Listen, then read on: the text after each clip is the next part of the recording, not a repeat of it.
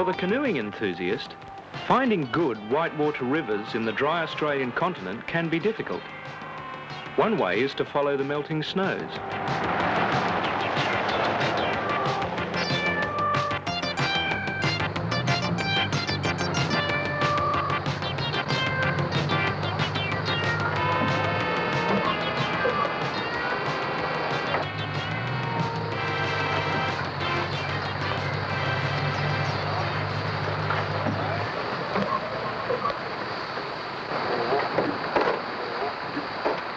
Our search brings us close to Australia's highest mountain, Mount Kosciuszko, and the birthplace of the mighty Murray River. The snow-clad southern Alps of Australia feed a number of rivers. The Murray begins near Mount Kosciuszko and continues for 2,600 kilometres. We plan to canoe the steepest section of the Upper Murray, starting from Tom Grogan Station and travelling 60 kilometres downstream to Cancoban. Loose bit. Most of our party of 6 are experienced canoeists. No, but the rope to hang on to this one, boy. Oh, wind. Why have you got this lid here with a hole in it, Em? What? You've got a brew drum lid with a burper hole in it here.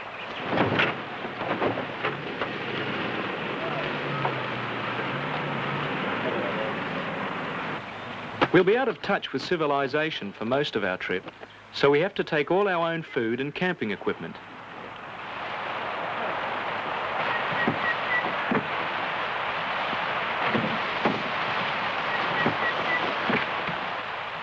We build the fiberglass canoes ourselves. They're specially designed for this sort of rough whitewater canoeing. They weigh about 40 kilos without gear.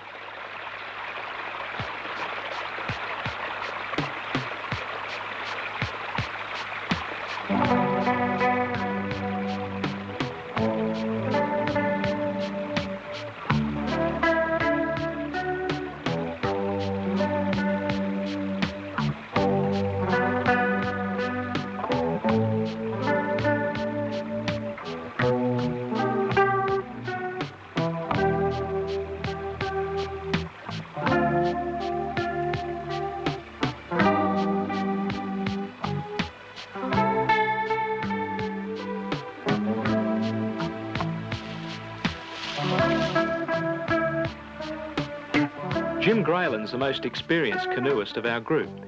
He's probably been on more trips than the rest of us put together. Now that he's retired, Jim's got even more time for canoeing, and skiing, and bushwalking.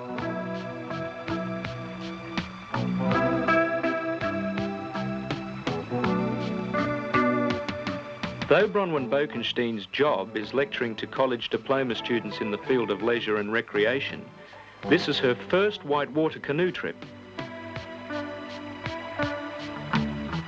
She's chosen to paddle with an experienced canoeist, Ted Batty.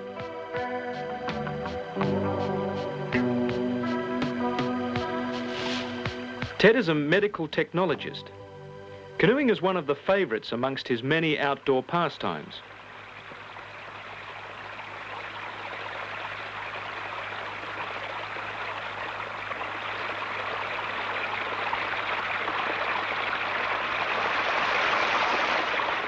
This part of the Murray River is also known locally as the Indi.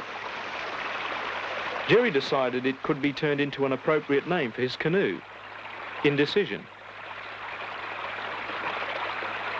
Jerry Graylin is Jim's son. He's a fitter and turner by trade. He likes paddling solo because he doesn't have to argue with a bow hand about which direction to take in a rapid.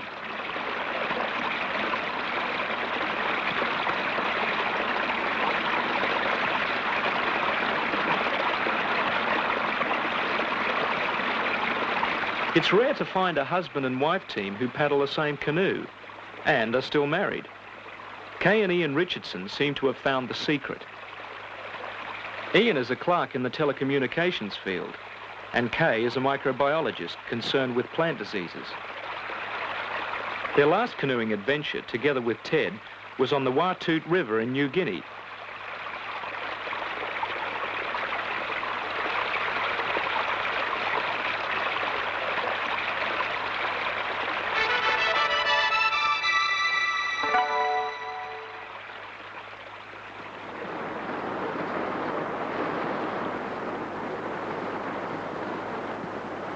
The river was beginning to speed up. Snow-fed creeks were adding to its volume.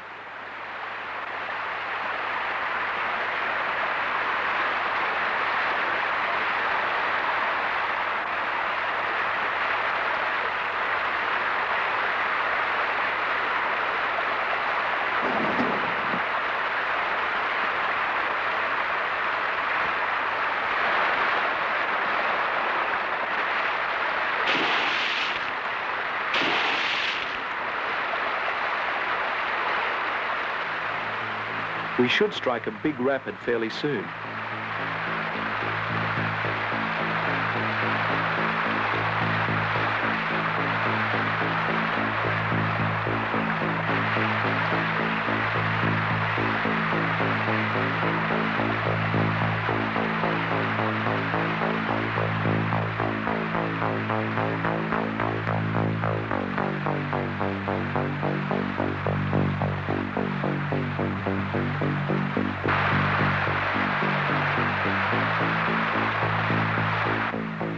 You should never paddle into a rapid without being able to see still water at the bottom.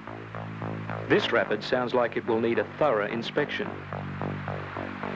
The key to successfully shooting a rapid is carefully planning your route beforehand. You have to judge where the current is likely to carry you. That one looks all right. That skinny one. Yeah, but it goes nowhere. Yeah, but you end up in the shark's teeth down below it. Yeah. If you just go straight through here, there's a slot about that wide, going over a very smooth rock on the left. You'll find it. No. And then what's at the bottom of that drop there? Anyone know? Oh, that's nothing. I didn't get very far. Oh, that's a nice, easy drop. Watch out for that big rock below it. Just Yeah. broken canoes, that's all. Up the top there, close to that big rock, and hopefully not over that little one. Through the chute. Yeah, There. down here beside this one. In between those two down there, straight run down there. Yeah, you got to Bit watch shallow out. up there. You got to watch out for that middle one. Kay and Ian have worked out their plan of action. They go first, while the rest of us stand by, ready to give a hand if necessary. Okay, can you make right? For safety, Right. on large rapids, it's strictly one canoe at a time. Good. Right. Right. Keep going right. Right over. Right over. Right over. That's it.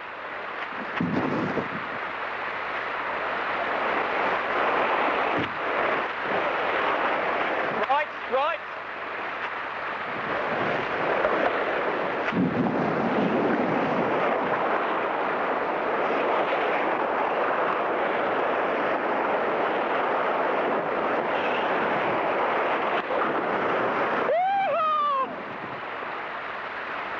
Go left.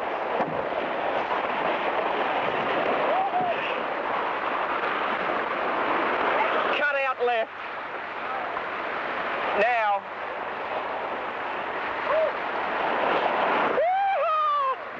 Amazing, isn't it? One of the thrills of whitewater canoeing is the elation you feel after successfully shooting a rapid. Well, that's exactly where we wanted to go. Exactly. I feel like a bear.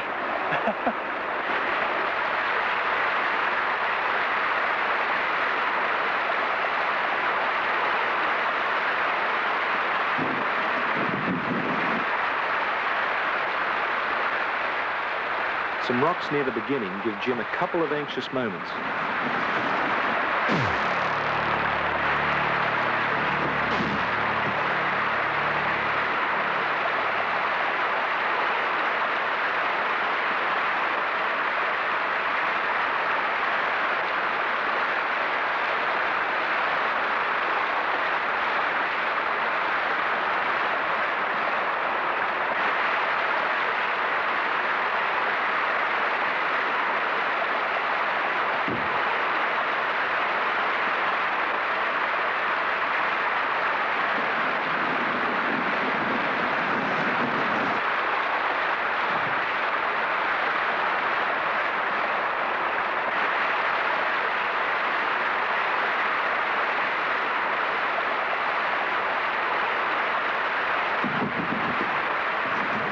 Jerry's paddling style looks as if he's taking things easy, but in fact he's concentrating hard on following his planned course.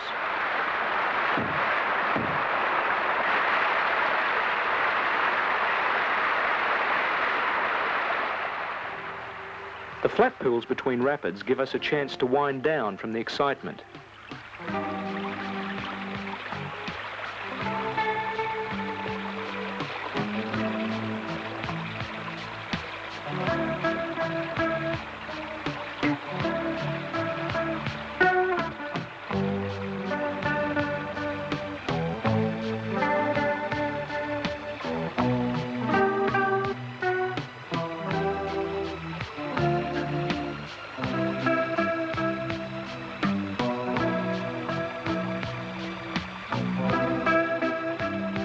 The Murray forms the border between New South Wales and Victoria. We decided to stop early in Victoria and take advantage of what might be the last level campsite we would be seeing for the rest of our trip.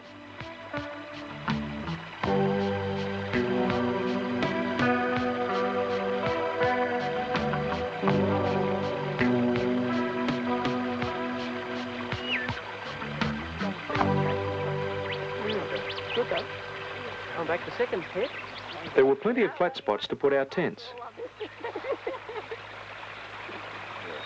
Like that, is it? Yeah.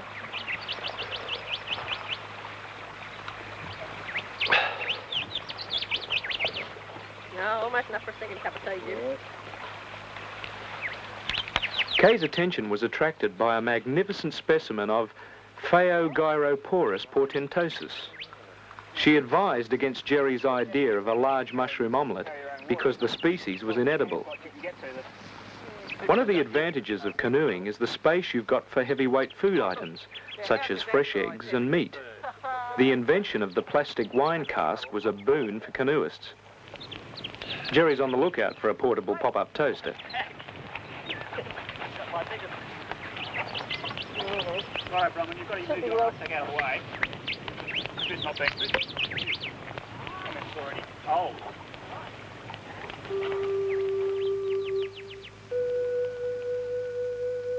We had gone about 10 kilometres. Soon we should be passing through a section of the river known as the Murray Gates. Then the river will drop faster and the rapids will be more frequent and larger.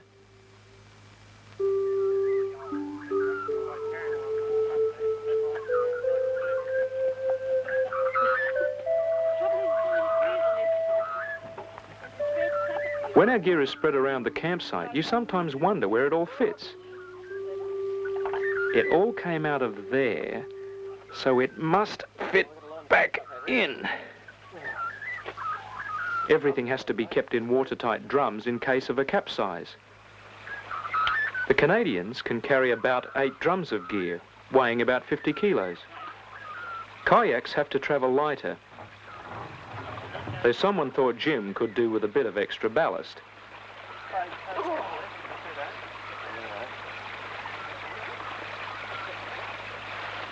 I got 2 bottles, haven't you, Kay?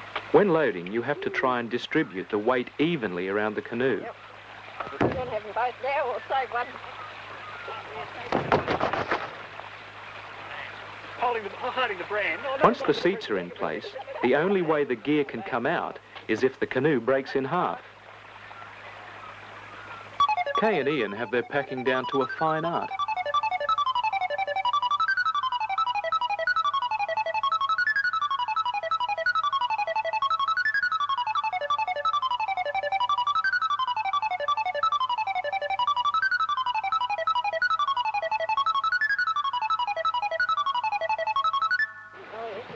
Leave the green one, Kay. Forward over to Ian. Oh, they're nearly all you. It's a good trip.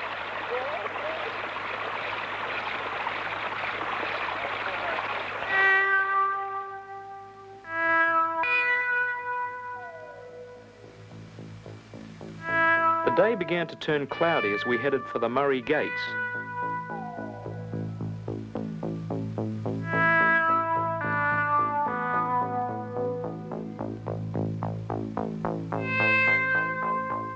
The river was picking up speed.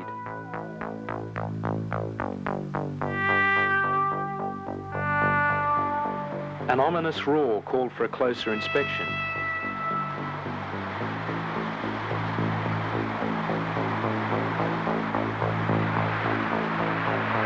This canoe hadn't made it as far as the Murray Gates. We wondered about the fate of its occupants. The Murray Gates.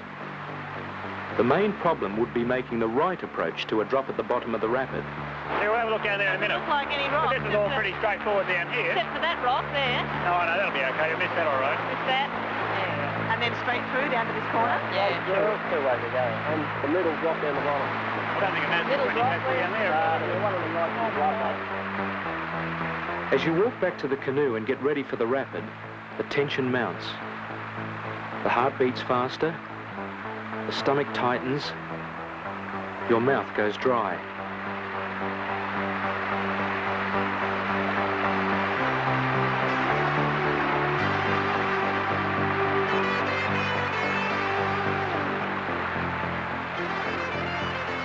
Spray skirts are secured, tight enough to keep out the water, but not so tight that they won't pull off if you need to get out in a hurry.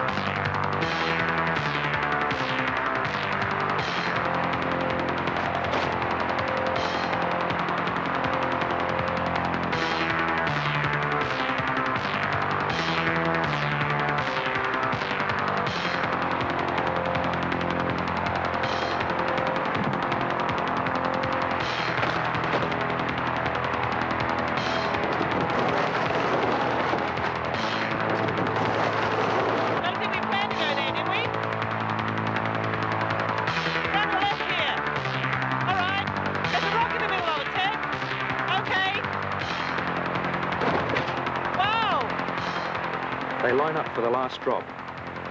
Bronwyn draws hard on the right to pull the bow around the rock. And they're safe.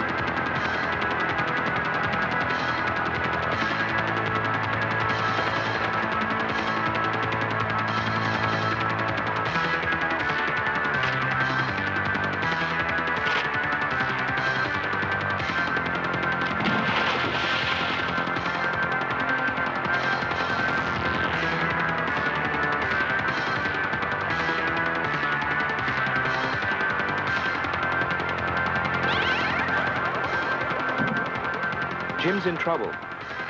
Turning round could be tricky in that current.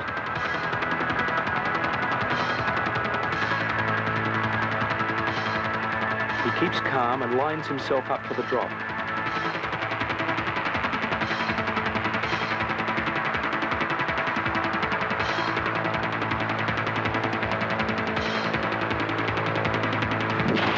The rear of his kayak catches a rock, but he's safely through.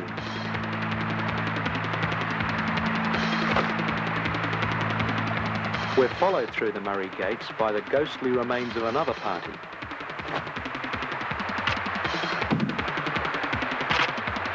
This was our point of no return.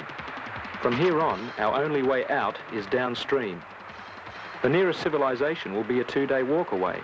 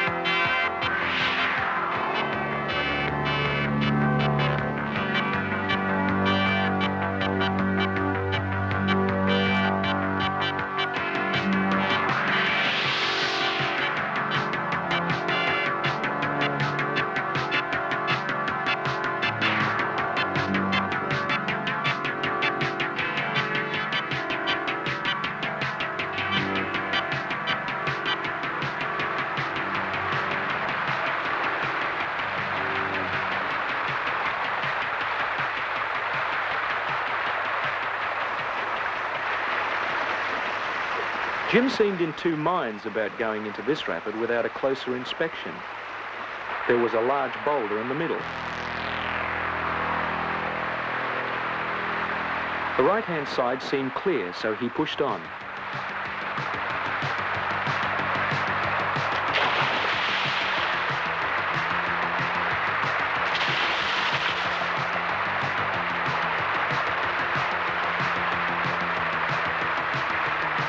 The rest of us followed Jim's lead, down the channel on the right of the rock.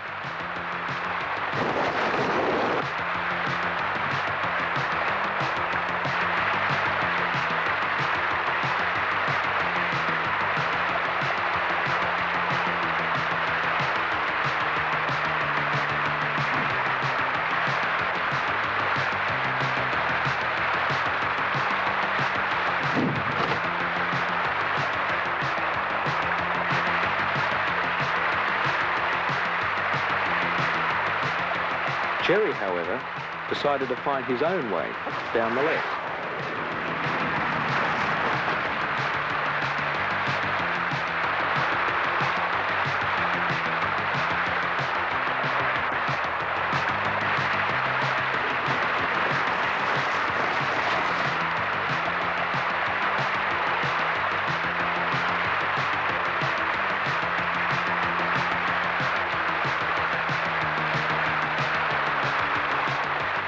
In a swift-flowing current, even fairly shallow water has enough power to cause damage to a canoe, especially if you're not paying attention.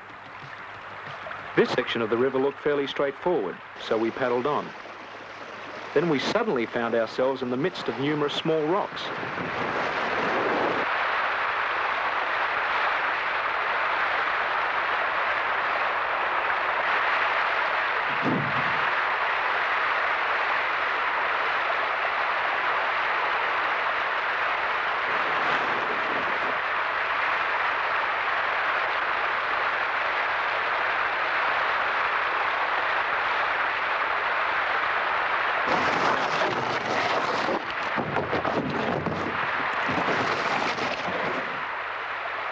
It sounded as if Bronwyn and Ted came off second best from their encounter with this rock.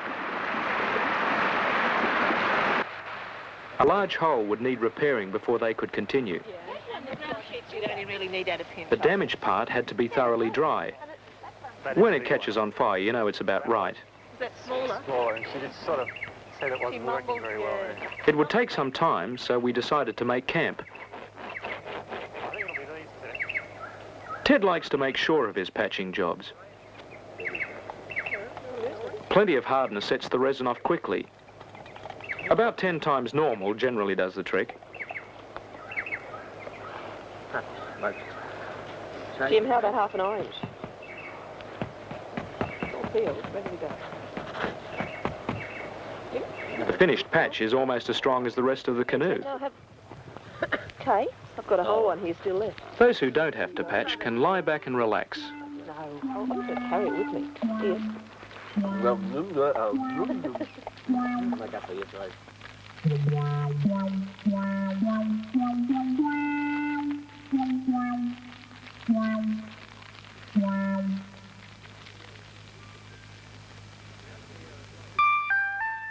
Now that we are in the steeper section of the Murray, our progress is slower. We estimate we've only covered another 5 kilometres.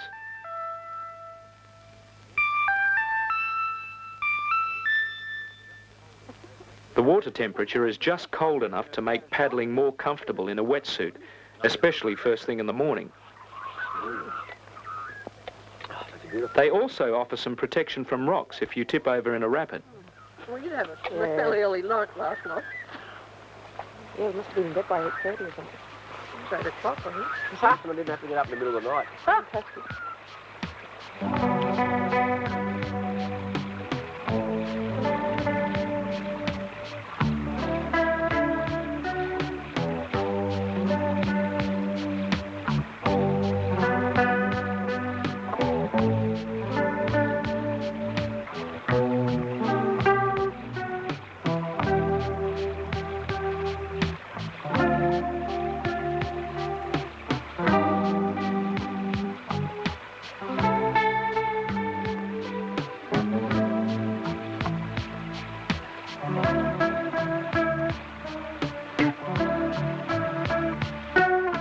Jerry found himself with a silent bow hand for a little while.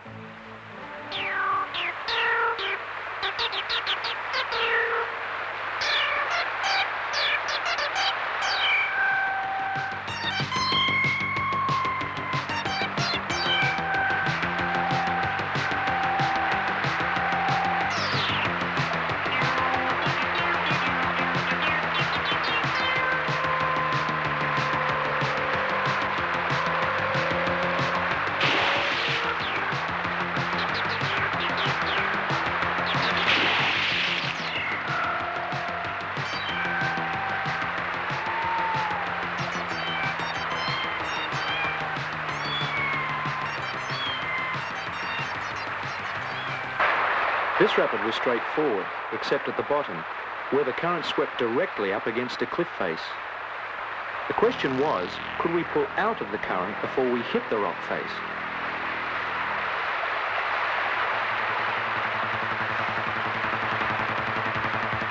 Ron and Ted had first try while the rest of us watched.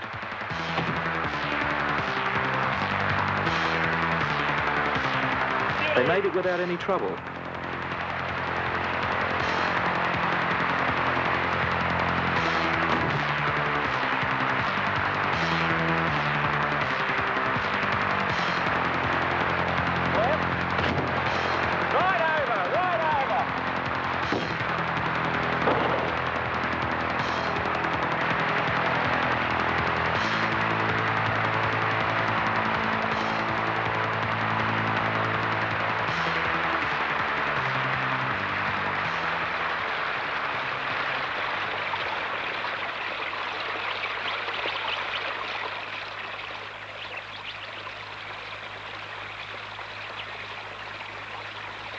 The banks of the Murray were getting steeper. The best lunch spot we could find was perched on some rocks.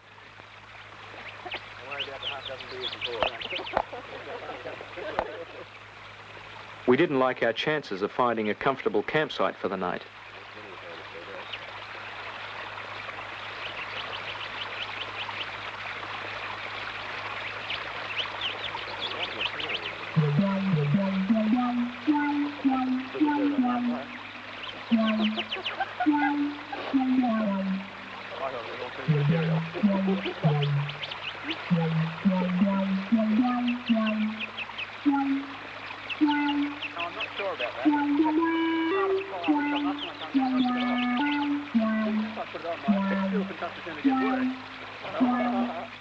Jim was getting down to the leftovers in his food drum.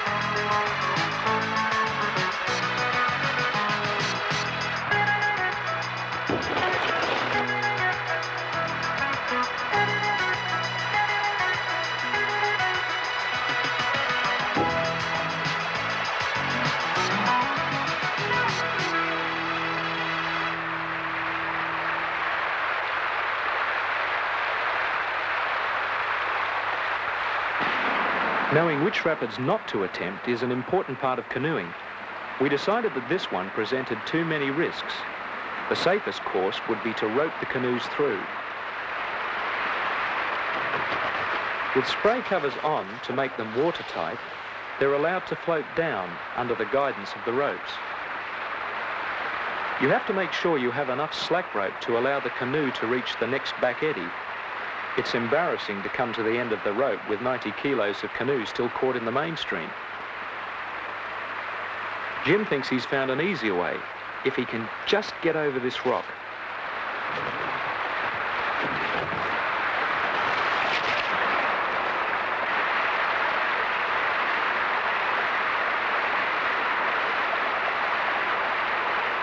Jerry hasn't covered his rear cockpit. For a moment, it looks like he might regret it.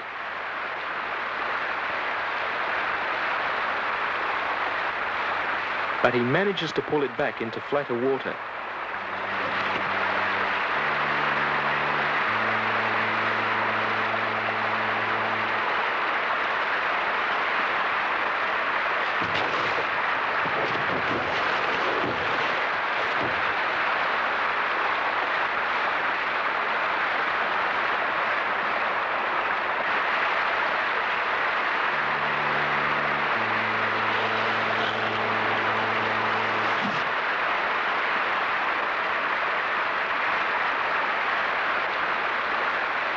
The most dangerous situation for a canoe is to be caught broadside on to the current. If it becomes stuck against a rock, it can be easily broken in half by the force of the water. Hang on.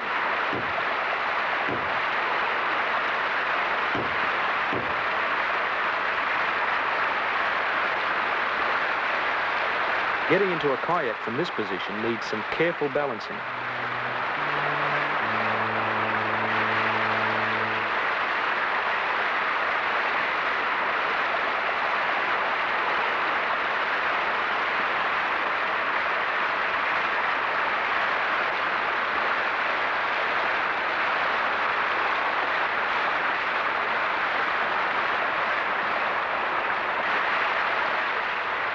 This chute ends with what canoeists call a stopper.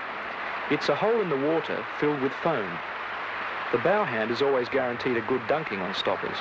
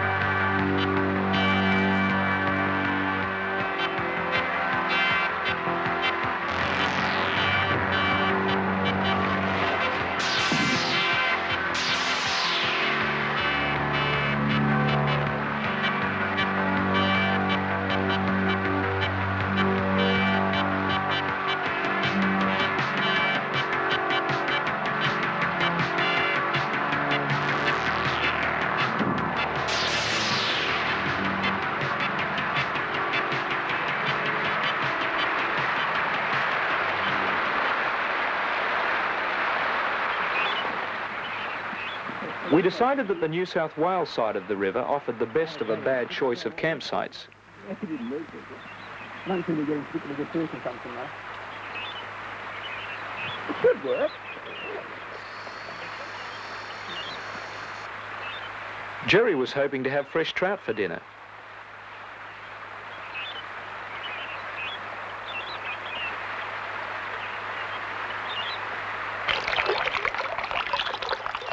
Whatever Jerry was offering, the grown-up trout weren't buying. It'll be baked beans again for dinner.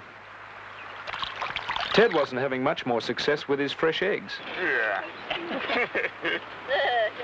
Had breaking eggs every day this week. Two eggs. Oh, not quite. Well, there's 4 little wet patches. We're talking about it. You can bring one.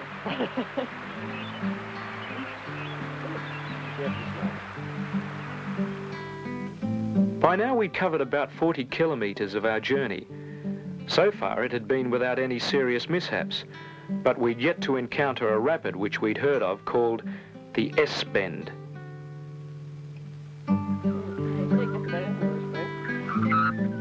Overnight our ghostly companion had caught up with us. Ian and Jerry decided it was a shame to waste the brass fittings.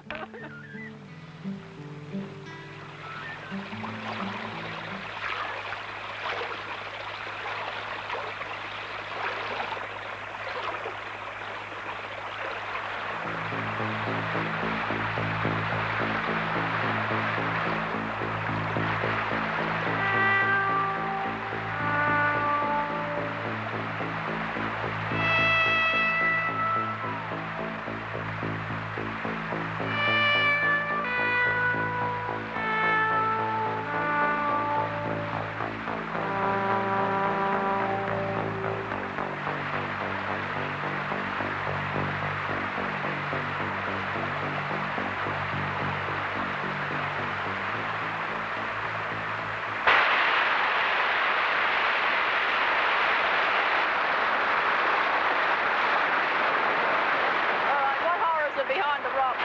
This rapid was long, with a number of tricky turns, but canoeable.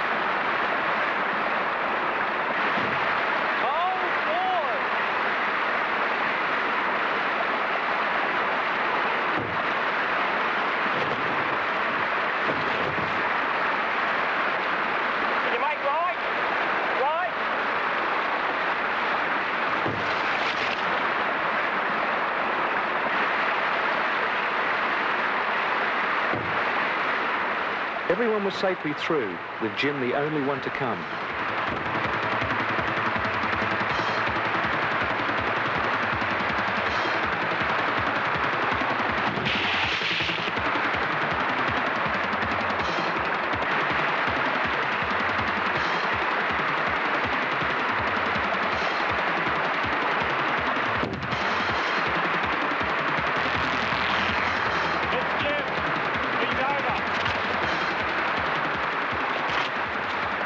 Jim is okay, but his canoe is not.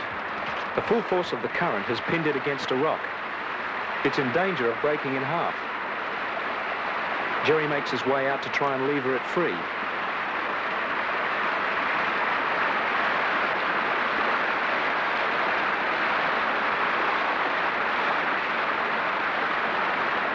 Jim and Ted on the rope aren't able to move it.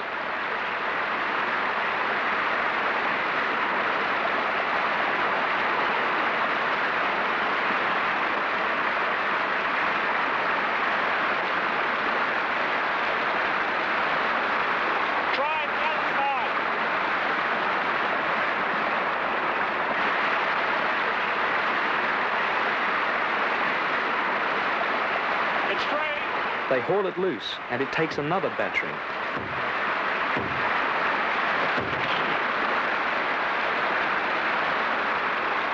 At least it still looks to be in one piece.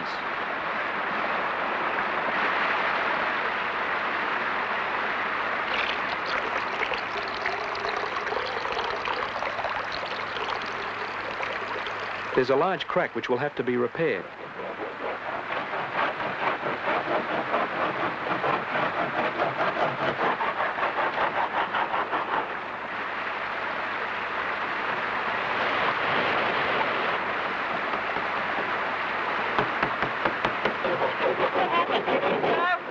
What happened?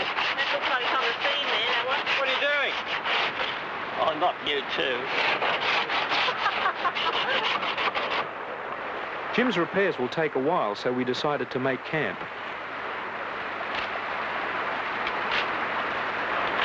Ah, you rotten stinging nettles.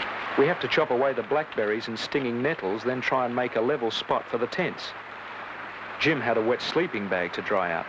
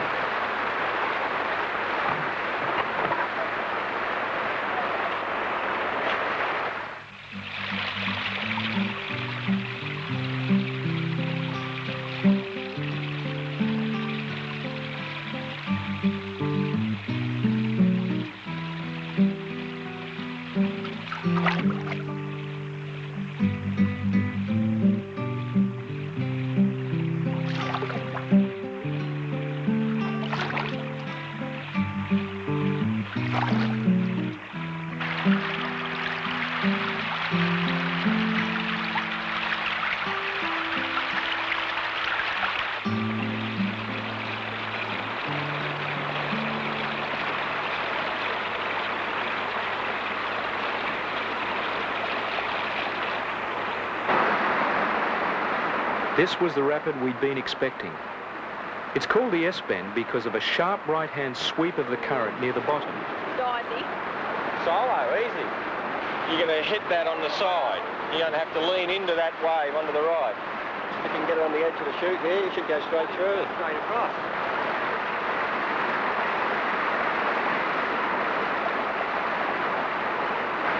Further downstream was another tricky section where the current flowed next to a large boulder.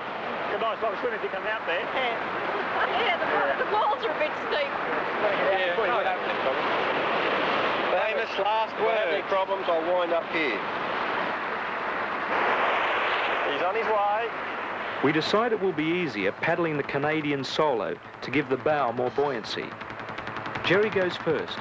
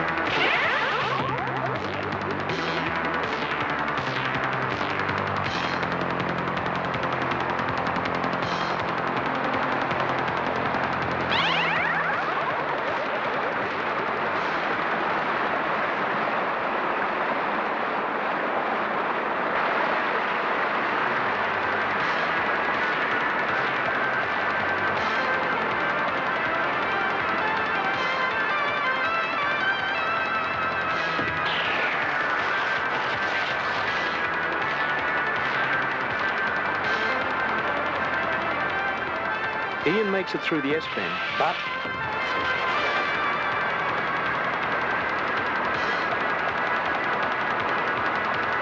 Give us your rope.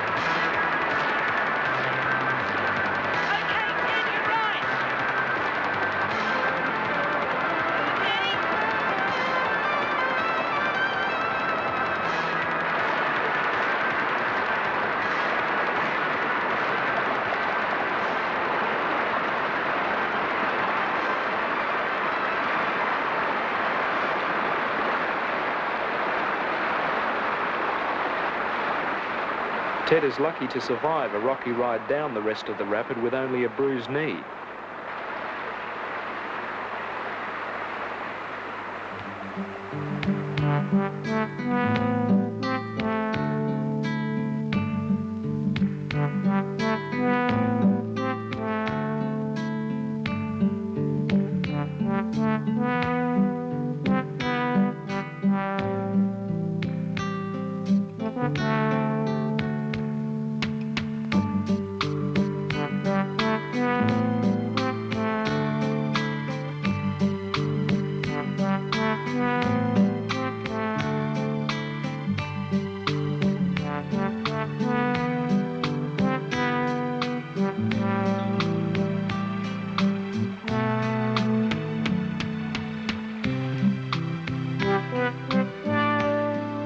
After 6 days and 60 kilometres of whitewater excitement, we leave the mountains behind.